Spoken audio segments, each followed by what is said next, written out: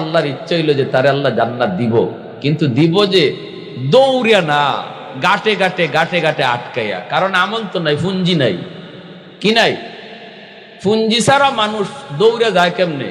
গাটে গাটে আটকে যাইবা, ওই গাটে গাটে আটকাই আল্লাহ নিতেছে। এবার আল্লাহ কয় ঠিক আছে, দেখিস এই ওয়াদাটা অন্তত ভাঙ্গিস না। না গো মালিক, এটা ভাঙবো না, একদম তুমি নিশ্চিন্ত থাকো, আমি এটা ভাঙবো না, ঢুকি দেরি নেই, বাইরে আইমো। আল্লাহ কতে যা, দিলাম সুযোগ। জান্নাতের গেটটা আল্লাহ খুইলা দিবে। হাদিস শরীফের ভিতরে এসেছে, আল্লাহর নবী বলেন এমন একটা দৌড় দিব জান্নাতের ভিতরে, এমন একটা দৌড় দিব দেখা দেখি নাই, খালি ভিতরে ঢুকে। আল্লাহু আকবার জোরে কোন না। এর উদ্দেশ্য হইল যদি বের হইতে হয় যেন সময় লাগে, আগে ঢুকে লই, ভিতরে যাই। আইবার সময় আল্লাহ যখন কইব বাইরো, তখন সাইরো ভাই যা দেখবার দেখ, মানে আগে ঢুকি দোনো, জানতে বাইরে তো সময় লাগে। সুবহানাল্লাহ জোরে। এমন একটা দৌড়, এমন এক দৌড় জান্নাতের ভিতরে শুধু ঢুকে আর দেখা দেখি বাদ শুধু ভিতরে ঢুকতেছে। আল্লাহ পাক রব্বুল আলামিন, আল্লাহ পাক রব্বুল আলামিন দেখতেছে বান্দা শুধু ভিতরে ঢুকে, দেখা দেখি বাদ দিয়া নাই, বের হওয়ার কোনো নামই নাই, খালি ভিতরে ঢুকতেছে ঢুকতেছে। এইবার আল্লাহ দিছে দমক, এই বান্দা থাম। থামছে।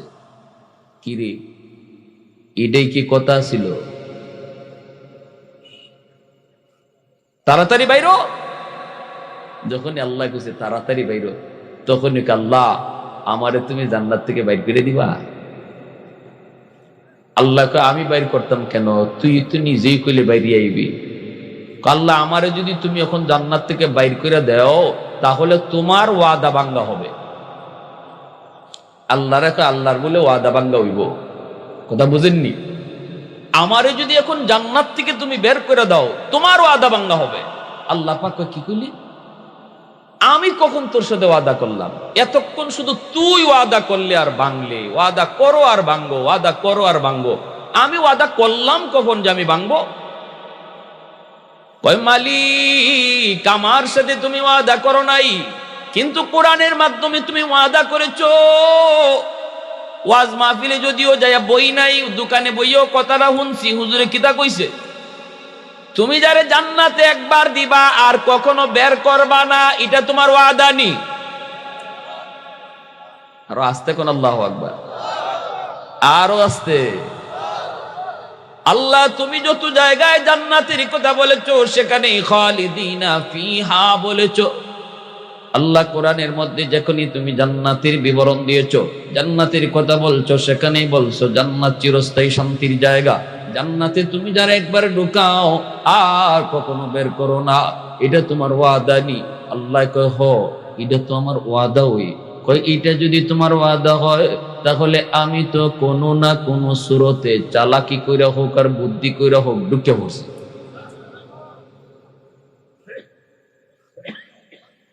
এখন যদি আমার বাইর করো, তোমার ওয়াদা ভাঙ্গা হয়নি। আল্লাহ পাক বান্দারে চালাকিটা তো কম করলি না তুই? আমার কথাই আমার আটকাই দিতেছ। ঠিক আছে, যেটা শুনছো ঠিকই শুনছো। আমি আল্লাহ যারে জান্নাত একবার দেই আর কখনো জান্নাত থেকে বের করি না।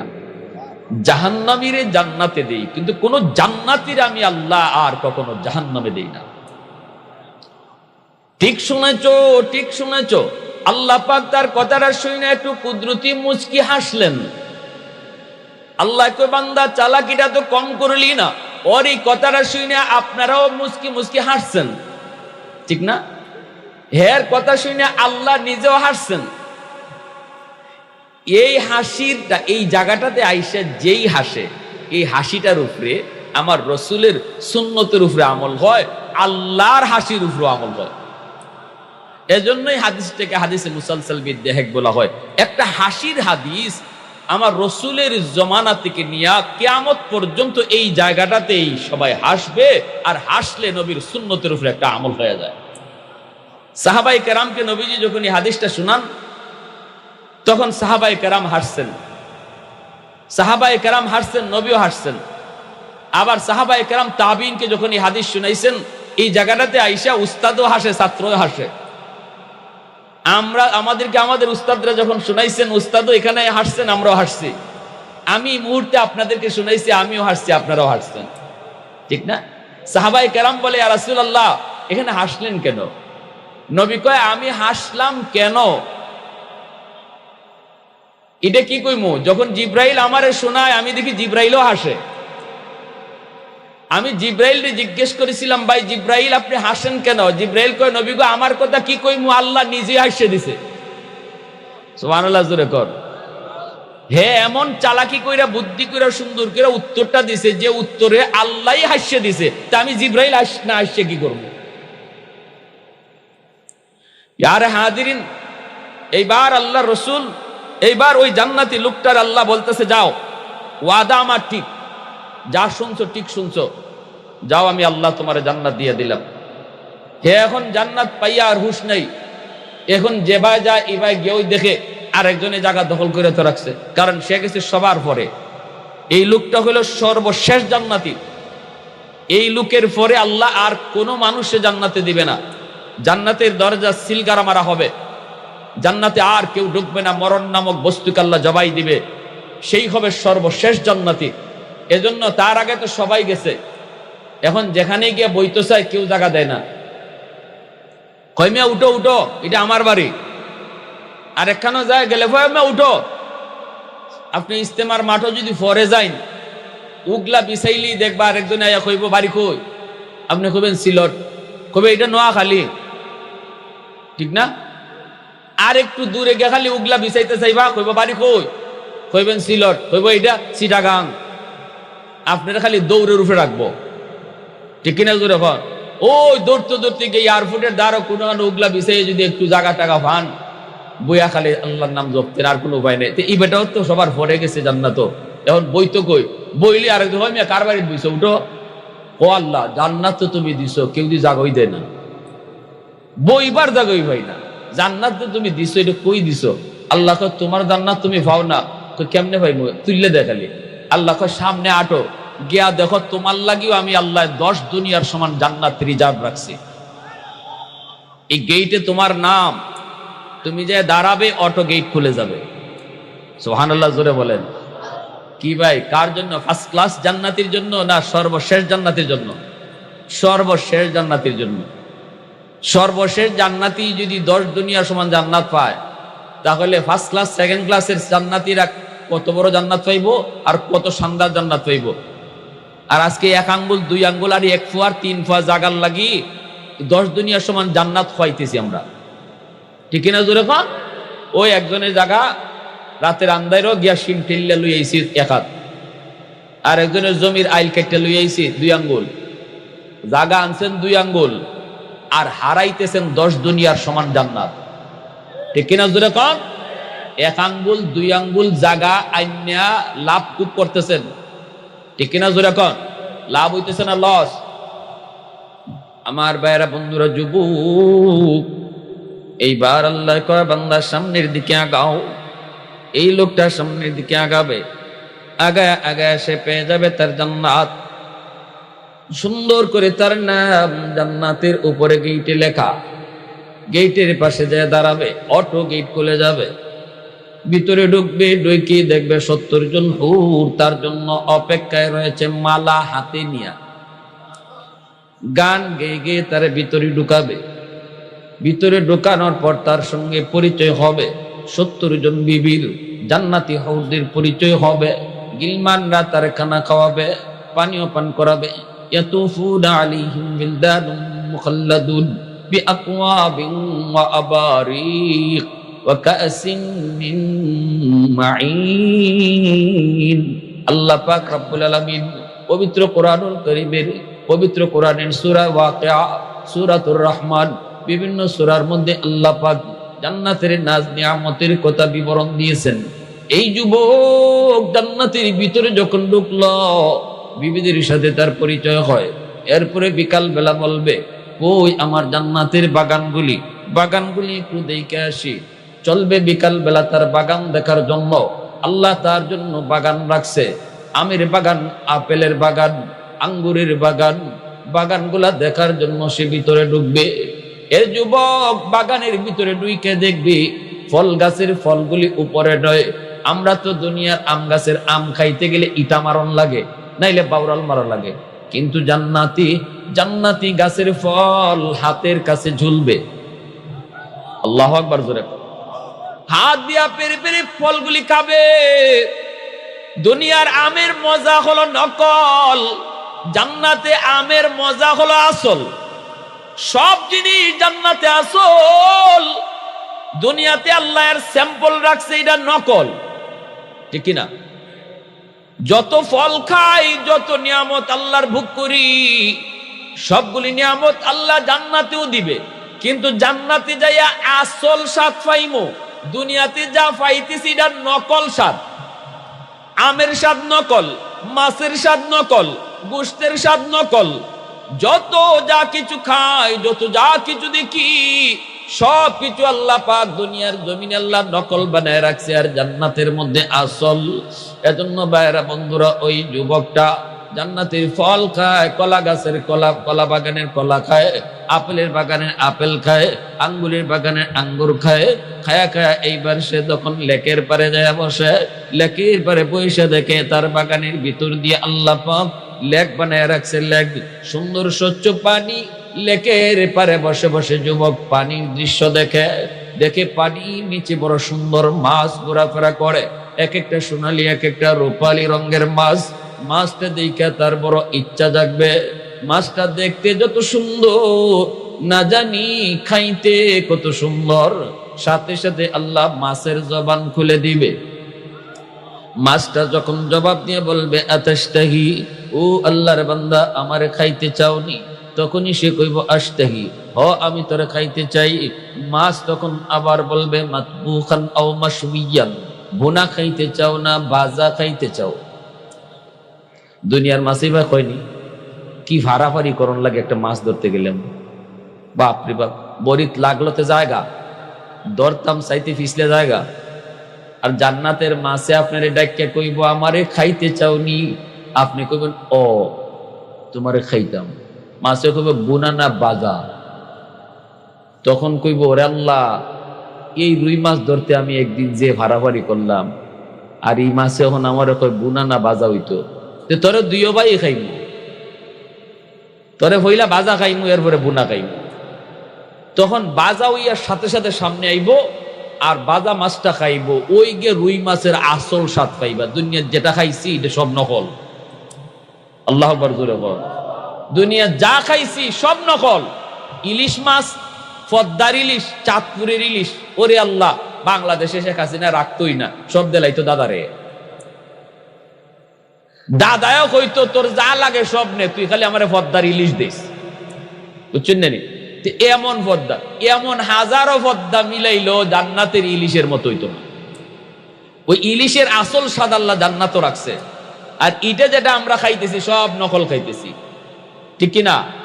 তখন সে ওই আবার বুনা হয়ে আইব। ওই যে বাজা খাইয়া কাটা ফালাইছে, এই কাটার থেকে আল্লাহ আবার মাছ বানাই দিব। এই মাছ আবার বুনা হইয়া সামনে আইব।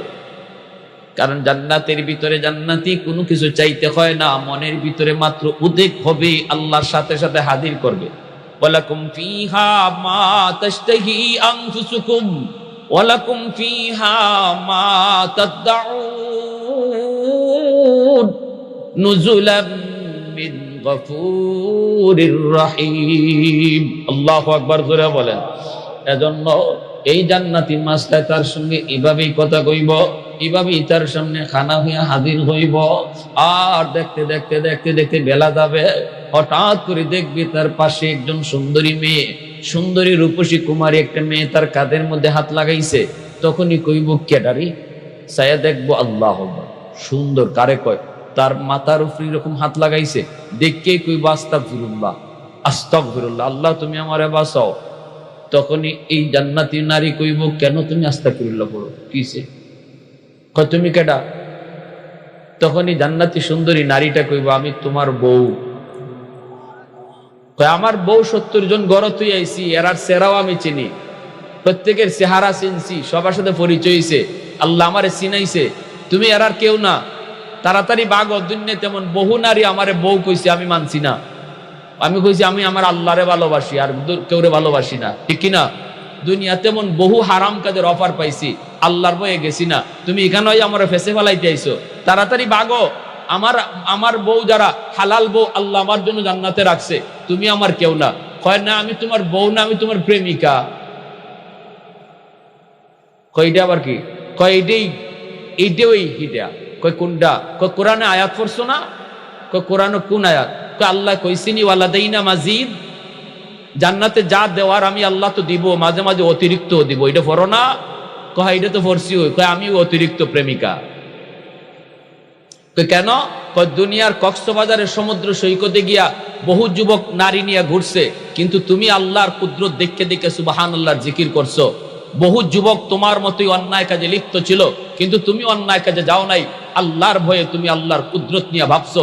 সেদিনই আল্লাহ কইছে আমার ওই যুবক বান্দাটা যৌবনের চাহিদা ছিল তার গুনাহ করার, যৌবনের চাহিদা ছিল অন্যায় করার, কিন্তু এরপর আমি আল্লাহর ভয়ে যৌবনকে কন্ট্রোল করে রাখছে। আমি আল্লাহর কুদরত নিয়ে ভাবতেছে আজ লেকের পারে সে একা, জান্নাতের লেকের পারে আমি তার জোড়া বানায় দিব। কন্যা সুবহানাল্লাহ। জান্নাতি লেকের পারে, দুনিয়ার লেকের পারে তুমি একা আল্লাহর কুদরত নিয়ে ভাবছিলে, সেদিনই আল্লাহ বলেছে জান্নাতের লেকের পারে তোমাকে আমাকে তোমার সাথী আর সঙ্গী বানাবে, শুধু টাইম পাস করার জন্য। আল্লাহু আকবার জোরে কোন। এজন্য জান্নাতে সব কিছু আল্লাহ হালাল করে দিবে। দুনিয়ার জীবনে যারা হালাল হারাম মানবে, জান্নাতে আল্লাহ তার জন্য সব হালাল রাখবে। আর দুনিয়াতে যারা হালাল হারাম মানবে না, যা মন চায় তা করবে, যা দেখতে মন চায় তা দেখবে, যা খাইতে মন চায় তা খাবে, যা করতে মন চায় তা করবে, তার জন্য পরকালে সব কিছু আল্লাহ হারাম করে দিবে, কিছুই পাবে না। ইয়ারে হাজিরিন, এজন্য জান্নাত এমন এক জায়গা যেখানে মন যা চায় সব পাওয়া যায়, আর জাহান্নাম এমন জায়গা যেখানে মন যা চায় সব উল্টা হয়। জাহান্নামে মন যা চায় সব উল্টা হয়, আর জান্নাতের ভিতরে মন যা চায় সব পাওয়া যায়। সেটা কেমনে? মন গড়া চললে না আল্লাহর মর্জি মতো চললে। ওয়া আম্মা মান খাফা মাকাম রাব্বিহি ওয়া নাহান নাফসা আনিল হাওয়া ফাইন্নাল জান্নাতা হিয়াল মাওয়া। এজন্য আল্লাহ পাক রব্বুল আলামিন বলে, বান্দা শুনো, এই জান্নাত, যেই জান্নাতে তুমি যা চাইবা তাই পাবা, ওই জান্নাত যদি তোমার ঠিকানা বানাইতে হয়, তাহলে তোমার আমি আল্লাহর সামনে হাজিরা দেওয়াটাকে ভয় করো, নিজের নফসের খায়েশাত থেকে নিজেরে বাঁচাও। গুনাহ করতে মন চায় কিন্তু করবা না। রাতের অন্ধকারে কেউ দেখে না, দেখেন কে? এ যুবক একটু আওয়াজ দিয়ে বলো, দেখেন কে? রাতের অন্ধকারে দেখে না, দেখেন কে? হযরত ওমর তিনি বের হয়েছেন, যুবক রাখালি করে, বকরি রাখালি। ওমর বলতেছেন, যুবক একটা বকরি বিক্রি করে দাও। যুবক বলতেছেন, না মুসাফির, আমি আপনাকে চিনি না, আপনি কেন একটা আমার বকরি কিনতে চান? ওমর নিজের পরিচয় না দিয়া বলেন, যুবক একটা বকরি যদি বিক্রি করো, তোমার পকেটে কিছু টাকা মিলবে, তোমার কিছু ফায়দা হবে। যুবক কয়, না এটা আমার মালিকের বকরি, আমি হলাম একজন রাখাল, আমি কেমনে বকরি বেচবো? ওমর বলেন, একটা বকরি যদি বিক্রি করে দাও তাহলে মালিক টের পাবে না। যুবক কয়, না না, আমার মালিক বড় চালাক, বের করার সময় গইনা গইনা বের করে, ঢুকানোর সময় গনে গনে ঢুকায়। এইবার হযরত ওমর বলেন, তাহলে যখন গইনা একটা কম পাবে তখনই তুমি বলবা কাদ আকালাহুদ্দিব, বা খেয়ে ফেলেছে, বা খেয়ে ফেলেছে। এই কথা বলতে যুবক কই, মুসাফির আমি জানি এই কথা বললে আমার মালিক আমার কথা বিশ্বাস করবে, কারণ আমি জীবনে কোনোদিন মিথ্যা কথা বলি নাই। আমি যদি বলি বাঘ খেয়ে ফেলেছে, মালিক বিশ্বাস করবে। ফাইনাল্লাহ ফাইনাল্লাহ, আমি আমার দুনিয়ার মালিককে ধোঁকা দিলাম, কিন্তু একটু বলো আমি আসমানের মালিককে কোথায় রাখবো? হযরত ওমর টান দিয়া বুকে জড়াইয়া যুবকের কপালে চুমু খান। আয় যুবক আয়, আমার বুকে আয়, আয় বুকে আয়। আমি পরীক্ষা করতে চেয়েছিলাম আমার রাজ্যের যুবকদের কলিজায় আল্লাহর ভয় কেমন আছে। যেই যুবকের কলিজার ভয় থাকলে আল্লাহ ওই যুবকের উসিলায় জমিন টিকায় রাখে। এমন যুবক কয়জন আমার রাজ্যে আছে একটু পরীক্ষা করতে চেয়েছি। কারণ হাদিসে কুদসিতে আল্লাহ বলছে, লাউলা মাশাইখু রুক্কা ওয়াশ-শাবাবু খুশশা ওয়াল আতফালু রুদ্দা ওয়াল আনআমু রুত্তা লাজআলতুস সামাআ হাদিদা ওয়াল আরদা খাফসাফা ওয়াত তুরাবা রামাদা ওয়ামা আনজালতু মিনাস সামাই কাতরা ওয়ামা আমবাতু মিনাল আরদি নাবাতা বাল আনজালতু আলাইকুমুল আযাবা সাব্বা। আল্লাহ পাক এই জায়গায় হাদিসে কুদসিতে আল্লাহ বলছে যে চার দলের কারণে আল্লাহ জমিন টিকায় রাখে, এর ভিতরে এক দল হলো ওই যুবক, যেই যুবক যৌবনে আল্লাহকে ভয় করে চলে, যেই যুবক যৌবনে কলিজা আল্লাহর ভয়, যেই যুবকের কলিজা আল্লাহর প্রেম, ওই যুবকের খাতিরে আল্লাহ জমিন টিকায় রাখে। হযরত উমর কই যুবক আয় আমার বুকে আয়, বুকে আয়, বুকের মধ্যে নিয়ে কপালে চুমুকে তিনি আদর করেন আর বলেন আমি পরীক্ষা নিয়েছি, তুমি পরীক্ষা 100 পাস করেছ। এরপরে হযরত উমর সারা জীবন ওই যুবকের কথাটাকে তিনি তসবির মতো জপতেন।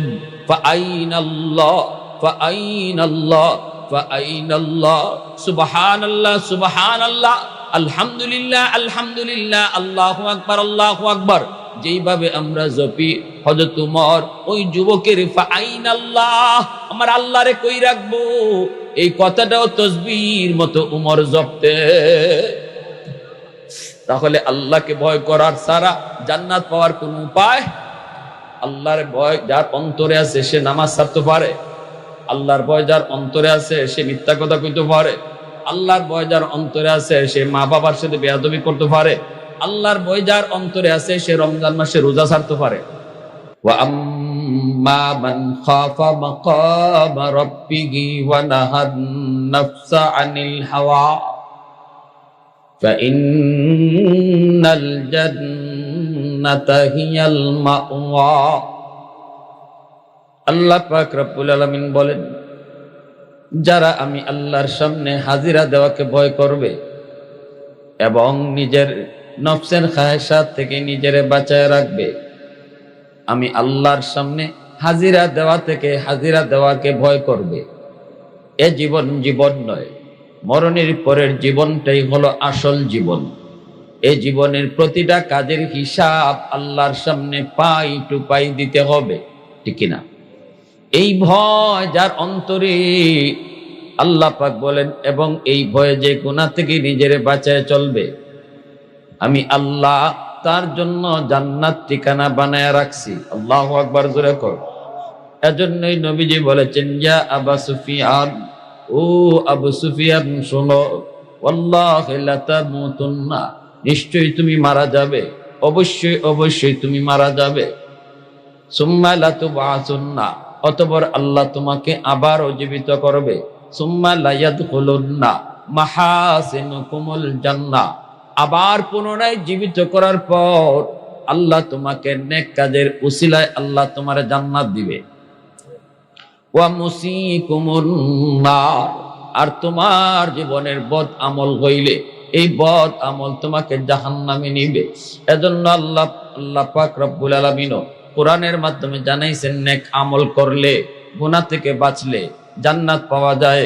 নবীজি হাদিসের মধ্যে বুঝাইছেন, আল্লাহর কাম করলে, আল্লাহর পথে চললে, নেক আমল করলে জান্নাত মিলে।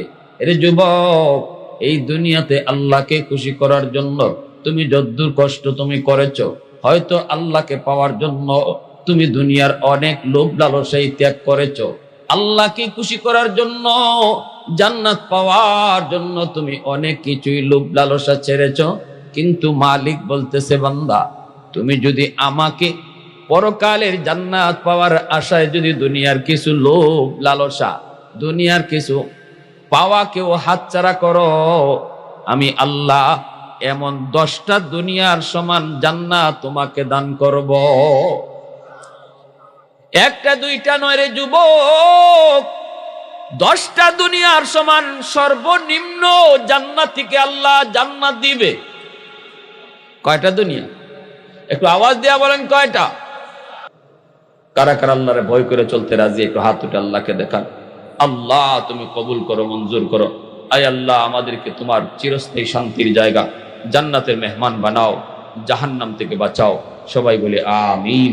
ওয়া আখির দাওয়ানা আনিল হামদুলিল্লাহি রাব্বিল